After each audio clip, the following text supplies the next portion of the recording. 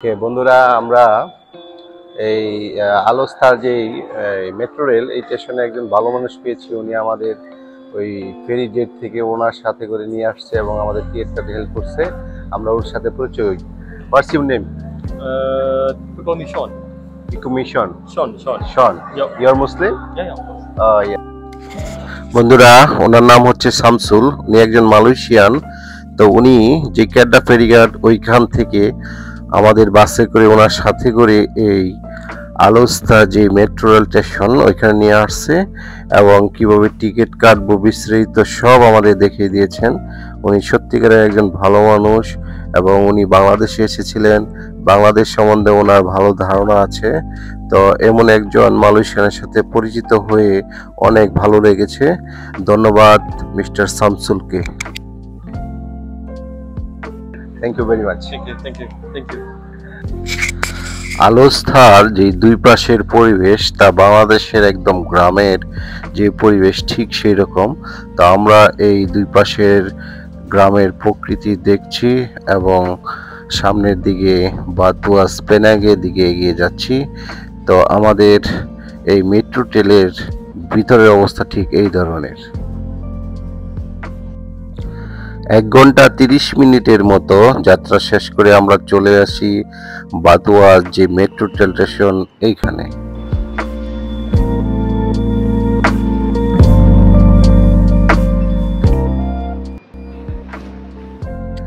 স্টেশনে বারেক আমাদের জন্য অপেক্ষা করতেছিল। সে আমাদের সোজা নিয়ে যায় কেএফসিতে। স্যার খাইতে পারবো সব চেষ্টা করি। বন্ধুরা এই যে বারেক করে নিয়ে এসেছি কেএফসিতে এবং কেএফসি দেখেন কত কিছু নিয়ে এসেছি, খাইতে পারলে বিশ্বাস। তো খাইয়ে দিই মালয়েশিয়ার কেএফসি কী ধরনের। ওকে, লেটস গো। খাওয়া শেষে আমরা এই ফেরি দিয়ে 5 রিঙ্গিত দিয়ে টিকিট কেটে নদী পার হই। নদীর এই পার হচ্ছে জর্জটাউন। তো আমরা নদী পার হয়ে প্রথম দেখায় জর্জটাউনটা যেমন দেখলাম তা চারপাশটা এক ঝলক আপনাদের দেখিয়ে দেই। দেখুন সেই কত সাল আগে 2002 সালে আমি দেখেছিলাম, আজকে আবার নতুন করে এই জর্জটাউনকে দেখলাম। খালাতো ভাই ইমরান তার বন্ধুকে নিয়ে আমাদের জন্য অপেক্ষা করতেছিল এবং তার সাথেই বাইকে করে আমরা সোজা রওনা দেই পেনাং হিলের দিকে। আমরা পেনাংয়ের যেই দর্শনীয় স্থান আছে তা দেখতে চাই এবং আমাদের প্রথম যাত্রা হলো এই পেনাং হিল। বন্ধুরা ঘুরতে ঘুরতে আমরা আজকে মালয়েশিয়ার পেনাংয়ের যে পেনাং হিল আছে ঠিক ওইখানে আমরা চলে আসছি। হ্যাঁ বন্ধুরা, আমরা টিকিট কেটে এখন টিকিটের লাস্ট যে এন্ট্রি পয়েন্ট ওইখানে স্ক্যান করে সবাই ঢুকতেছি ভিতরে। এইখানে স্ক্যান করা হয়। আমাদের যে এক্সপ্রেস ওয়ে থেকে আমাদের সামনে আছে, আমরা এই এক্সপ্রেস ওয়ে দিয়ে উপরে উঠবো। তো যার যার সিট সবাই গ্রহণ করছে। আমরা এক্সপ্রেস ওয়েতে উঠে পড়ি। আমরা এই এর সর্বোচ্চ যে উঁচু এইখানে উঠতে আমাদের সময় লাগবে 6 মিনিটের মতো। তো আমাদের জনপ্রতি টিকিট পড়েছে 16 রিঙ্গিত। তো এক্সপ্রেস ওয়েটি এখন স্টার্ট দিয়ে দিয়েছে। তো দেখুন বন্ধুরা কত সোজা, একদম স্ট্রেট উঁচুর দিকে এবং কত স্পিডে উপর দিকে উঠছে।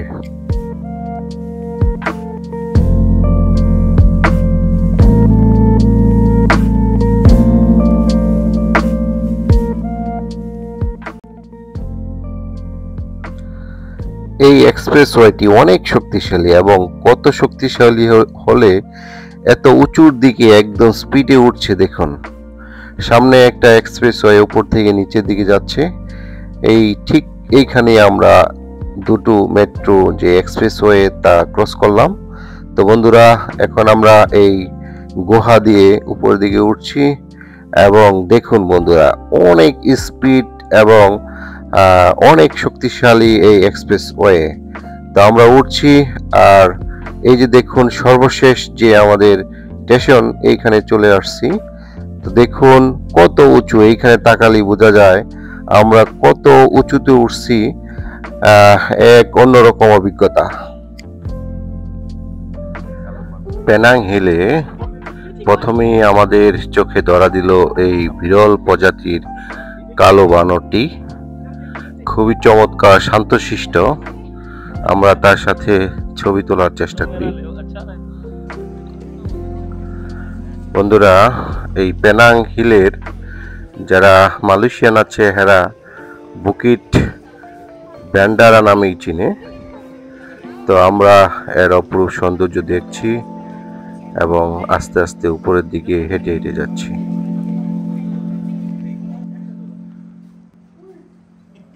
হেঁটে একটু উপরে উঠতেই দেখা পায় এই অজগর সাপের। তো আমি এই অজগর সাপটি গলায় নিয়ে ছবি উঠানো বা ভিডিও উঠানোর যে রোমাঞ্চকর অভিজ্ঞতা তা লস করি নাই। তা আমি ওদেরকে 18 রিঙ্গিত দিয়ে এই সুযোগটি গ্রহণ করি। খুব ভয় লাগছিল, কিন্তু এই রোমাঞ্চকর অভিজ্ঞতাটি আমি নিতে চাচ্ছিলাম। তো এই জন্য কাঁধে নিয়ে আমি অজগর সাপটি কাঁধে নিয়ে ছবি তুলি এবং ভিডিও করি। খুবই একটা রোমাঞ্চকর ছিল। ধন্যবাদ ইমরানকে। এই যে আনলা, এগুলোর নাম কি বলো ইমরান ভাই? আইস কাঁচা। এর সাথে কি কি আছে আইস কাঁচা? কি কি আছে বলো?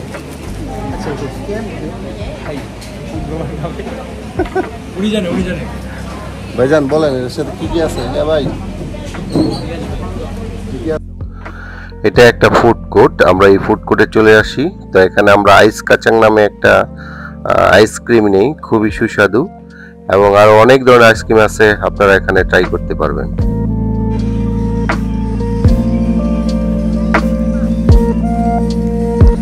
একটা সাপ ওঠো ওঠো ওঠো, কাহিল না, এনার্জি রাখো।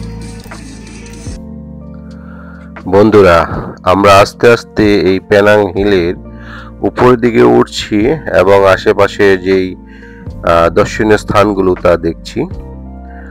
পেনাং হিলের যে সর্বোচ্চূড়া তা সমুদ্রপৃষ্ঠ থেকে প্রায় 2500 মিটারের মতো উঁচুতে।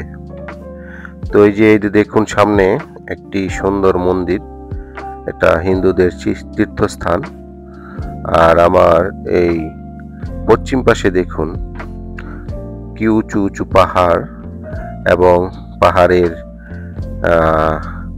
পাহাড়ের ঢালে ঢালে এই সবুজের সমারোহ গাছ, খুবই চমৎকার দেখার মতো। তো আমরা আস্তে আস্তে আরো সামনে আগাই। এখানে শিশুদের খেলার জন্য বিভিন্ন ধরনের রাইড আছে।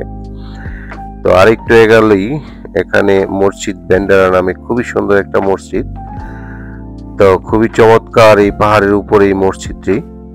তো আমরা এগুলো দেখছি আর আস্তে আস্তে সামনের দিকে এগিয়ে যাচ্ছি। তো চলুন আরো সামনের দিকে। Kerja sini ya?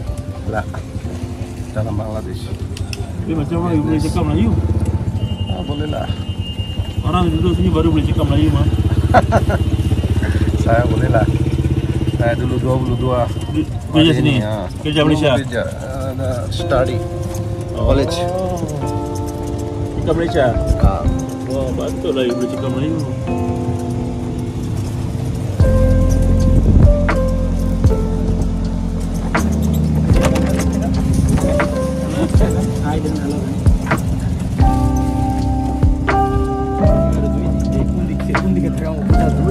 আমার দিকে তাকাইবা, কারণ আমি তো ইউটিউব চ্যানেলে দিব।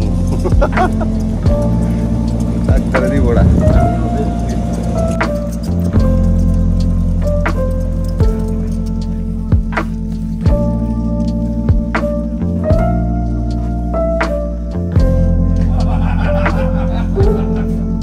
বিরাট হাসি, বিরাট হাসি দিচ্ছে।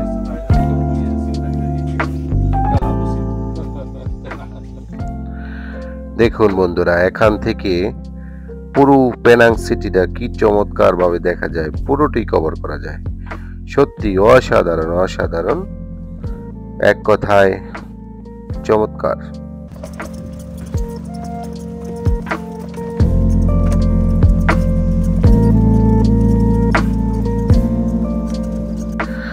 এই যে বাংলোগুলো দেখতেছেন এগুলা ব্রিটিশদের দ্বারা তৈরি প্রায় 150 বছর আগের। তো তারা চলে যাওয়ার পর এগুলা মালয়েশিয়ান গভর্নমেন্ট নিয়ে নেয়। তো আমরা এগুলোই দেখছি। আর এই সামনে হচ্ছে উপরে স্কাই ওয়াক। তো আমরা যেহেতু লাংকাবিতে স্কাই ওয়ালকে উঠেছি তাই এখানে আর উঠবো না, আমরা সামনের দিকে এগিয়ে যাচ্ছি।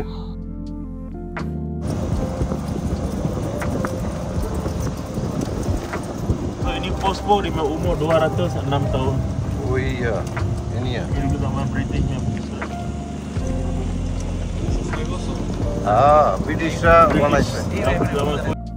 যে পোস্ট বক্সটি দেখলেন এটা 260 বছর ধরে এখানে আছে। আর এই যে দেখছেন এই কার্গো, এটাও প্রায় 150 বছর যাবত এখানে আছে। এটা দিয়ে ব্রিটিশরা জাহাজ দিয়ে তাদের যে জিনিসপত্র তা এখানে নিয়ে আসতো। বন্ধুরা, রাজধানী কুয়ালালামপুর থেকে মালয়েশিয়ার পেনাং এর দূরত্ব হলো 350 কিলোমিটারের মতো। তো এখানে চায়না নাগরিকের পার্সেন্টেজ অনেক বেশি। এখানে অনেক বাঙালি আছেন যারা ভালো ভালো ব্যবসা করতেছেন। এছাড়া অনেক বাঙালিরা এখানে গার্মেন্টস এবং বিভিন্ন মিল ফ্যাক্টরিতে চাকরিও করে থাকে। তো এক কথায় বলবো পেনাংয়ে যারা আছে সবাই খুব ভালো আছে। তো আমরা এই পেনাং হিলের এখন যে জায়গাটিতে আসছি এটা হচ্ছে মানকি ক্যাফে। তো এই ক্যাফেতে আমরা নামবো না। তো আমরা আজকে এখান থেকে সোজা চলে যাব বাতুফ্রিঙ্গিতে।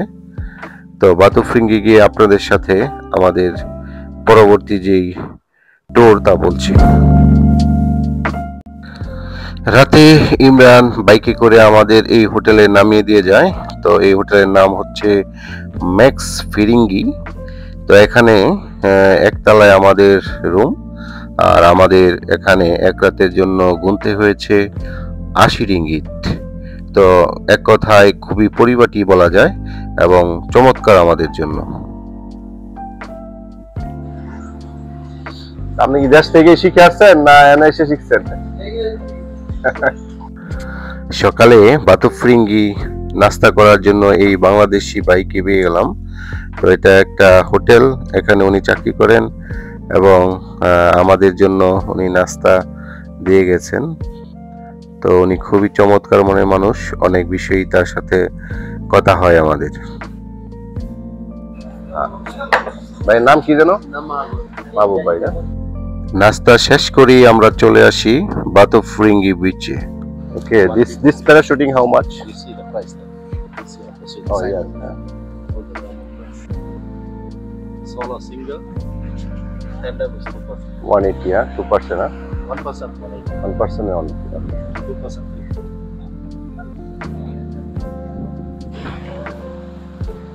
হাই বন্ধুরা, ফাইনালি আমরা পেনাংয়ের সেই বিখ্যাত বিচ বাতুফ্রিঙ্গি সেখানে চলে আসলাম।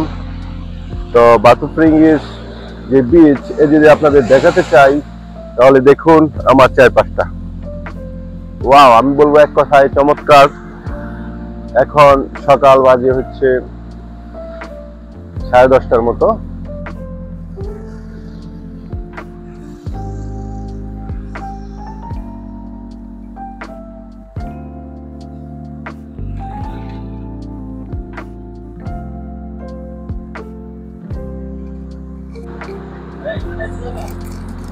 দুটা রেড বুল আর কিছু লাগতো না।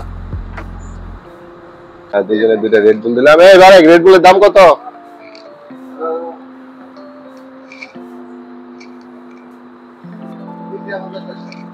একটা রেড বুলের দাম হচ্ছে 3 টাকা 50 পয়সা। তো বাংলাদেশের টাকায় প্রায় 105 টাকা বা 10 টাকা এমন পড়ে।